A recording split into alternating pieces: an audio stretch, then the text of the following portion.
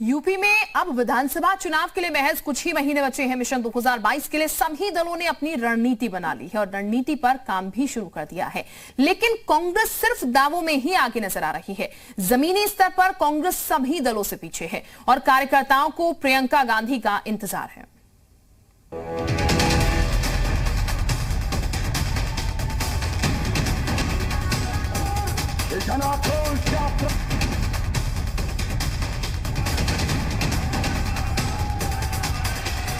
कांग्रेस की महासचिव प्रियंका गांधी आगामी यूपी विधानसभा चुनाव को लेकर दावे तो बड़े बड़े करती हैं, लेकिन क्या ये दावे जमीनी हकीकत में बदल रहे हैं या फिर कांग्रेस सोशल मीडिया की तरह ही जमीन पर फिसड्डी साबित हो रही है?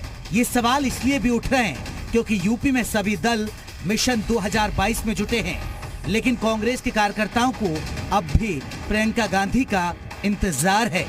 हालांकि कांग्रेस के प्रदेश अध्यक्ष यूपी में कांग्रेस का झंडा बुलंद करने की कोशिश में जुटे हैं, लेकिन अन्य दलों के मुकाबले कांग्रेस सबसे पीछे ही नजर आ रही है। लगातार प्रियंका गांधी जी इसी महीने से उत्तर प्रदेश में रहकर उत्तर प्रदेश के लोगों से संवाद स्थापित कर, उत्तर प्रदेश के लोगों की मन की बात को समझकर उत्तर प्रदेश में कांग्रेस पार्टी की सरकार बनाने की दिशा में काम करेंगी, रैलियां करेंगी, संगठन की बैठकें करेंगी, लोगों से मुलाकात करेंगी। प्रियंका गांधी की ओर से यूपी में कांग्रेस को पुनर्जीवित करने के तमाम दावे भी किए गए, लेकिन इसकी कोशिश दूर दूर तक नहीं दिख रही है। खबरें ये भी थी कि जुलाई में प्रियंका गांधी लखनऊ में डेरा डाल देंगी, विधानसभा चुनाव तक वो लखनऊ में ही रहेंगी, लेकिन अगस्त बीतने को है और प्रियंका गांधी का कहीं अता पता नहीं है। वहीं यूपी के तमाम छोटे बड़े सियासी दल मिशन 2022 की तैयारी में जुट गए हैं। बीजेपी, सपा, बीएसपी जैसे दलों ने तो रणनीति के तहत काम भी करना शुरू कर दिया है। बीजेपी की रणनीति सबका साथ, सबका विकास और सबका विश्वास पर चलने की है। 2022 के लिए बीजेपी का मास्टर प्लान, सितंबर से हर महीने राज्य का दौरा करेंगे पीएम मोदी। सभी सीटों पर जोड़े जाएंगे 20,000 नए मतदाता। प्रदेश में 10 लाख पन्ना प्रमुखों की होगी तैनाती। कल्याण सिंह के नाम पर बीजेपी निकालेगी कलश यात्रा। अल्पसंख्यकों को जोड़ने के लिए प्रबुद्ध अल्पसंख्यक सम्मेलन। यूपी के सांसदों ने निकाली जन आशीर्वाद यात्रा। राम मंदिर निर्माण का भी पूरे प्रदेश में होगा जोर शोर से प्रचार। वहीं समाजवादी पार्टी भी मिशन 2022 की तैयारियों में जोर शोर से जुटी है। बीजेपी के विरोध में जन आक्रोश यात्रा, संपर्क, संवाद, सहयोग और सहायता का संकल्प। नई हवा है, नई सपा है, बड़ों का हाथ, युवा का साथ का नारा। सवर्णों को साधने के लिए प्रबुद्ध वर्ग सम्मेलन। पूरे प्रदेश में निकाली गई साइकिल यात्रा। जातिगत जनगणना पर सपा ने बुलंद की आवाज। बीएसपी ने भी 2022 में किसी भी दल से गठबंधन नहीं करने की रणनीति का ऐलान कर दिया है। बीएसपी अब अपने पुराने फॉर्मूले पर आगे बढ़ेगी।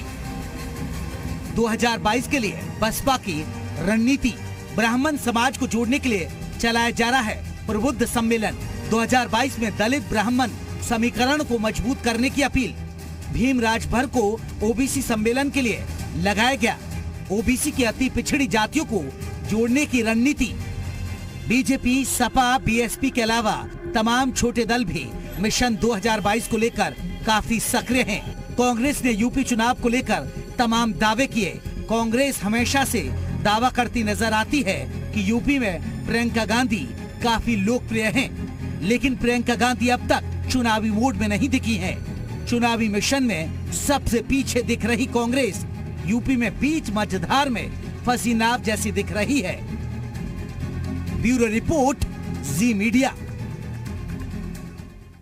बीजेपी 2022 के चुनाव में अपनी जीत सुनिश्चित करना चाहती है। इसके लिए बीजेपी के तमाम बड़े नेता काम में जुटे हुए हैं। बूथ स्तर पर रणनीति बनाई जा रही है। इसी कड़ी में बीजेपी सपा के तमाम गढ़ को इस चुनाव में ध्वस्त कर देना चाहती है। देखिए बीजेपी की रणनीति क्या है। सपा के गढ़ में सेंध लगाने की तैयारी। सपा की कमजोर पड़ती सियासत। 2022 विधानसभा चुनाव से पहले पंचायत चुनावों को बहुत अहम माना जा रहा है। इस चुनाव में बीजेपी ने तो समाजवादी पार्टी के गढ़ में भी जीत का झंडा बुलंद कर दिया। इटावा में बीजेपी ने लहराया जीत का परचम। बड़पुरा में टाई रहने के बाद बीजेपी की जीत हुई। फिरोजाबाद में सपा का खाता भी नहीं खुल पाया। वहीं मुलायम की मैनपुरी में भी बीजेपी का भगवा लहराया। बदलते वक्त के साथ जब राजनीति की हवा ने रुख बदला तो मैनपुरी के मंझे हुए मतदाताओं ने सपा के किले में बीजेपी का फूल भी खिला डाला। मैनपुरी के मतदाताओं ने समाजवादी पार्टी व बीजेपी दोनों को बता समझा दिया कि राजनीति ही वो अखाड़ा है जिसमें अच्छे से अच्छे मंझे हुए नेता को भी दाव पे चलने खेलने की अकल मतदाता ही दे सकता है। लिहाजा जो समाजवादी पार्टी मैनपुरी की राजनीति को अपना पुश्तैनी हक और सीट समझती थी, वहां बीजेपी की दस्तक से खतरा भी सपा को ही पैदा हुआ है, न कि बीजेपी या फिर किसी अन्य राजनीतिक दल को। मैनपुरी, सैफई, एटा, इटावा इलाके में जिला पंचायत अध्यक्ष चुनावों के परिणामों में सपा के तमाम नाराज अपनों ने ही बीजेपी की नैया पार लगवा दी। अब आगे 2022 की तैयारी है और बीजेपी ने इसके लिए रणनीति बना ली है। देखिए, मूल बात यह है कि ये राजनीतिज्ञों को ये समझना चाहिए कि कोई भी क्षेत्र अगर आप काम करेंगे तभी आपको जिताएगा। बाप की बपोती समझ के जिन लोगों ने बड़ी बड़ी जगहों पे अपनी बपोती मान लिया था, उस गढ़ को लगभग हमने तोड़ने का प्रयास किया है। और ये आज की बात नहीं है। निश्चित तौर पे हम अपने काम के बल पे इन सारे गढ़ों को निश्चित तोड़ेंगे। अब ये नहीं चलने देंगे। दरअसल ये पहला मौका नहीं है जब देश के सबसे बड़े राजनीतिक परिवार को बीजेपी की तरफ से झटका मिला है। मुलायम सिंह यादव की छोटी बहू अपर्णा यादव की भी बीजेपी से बढ़ती नजदीकी सतह पर है। वह कई मौकों पर सीएम योगी आदित्यनाथ से मुलाकात कर चुकी हैं और सरकार की तारीफ भी की। राजनीतिक गलियारों में कहा जाता है कि वो लखनऊ से बीजेपी का टिकट चाहती हैं। परिवार के अंदरूनी समीकरणों में अखिलेश यादव और डिंपल यादव के साथ अपर्णा और उनके पति प्रतीक यादव के रिश्ते बहुत अच्छे नहीं माने जाते हैं।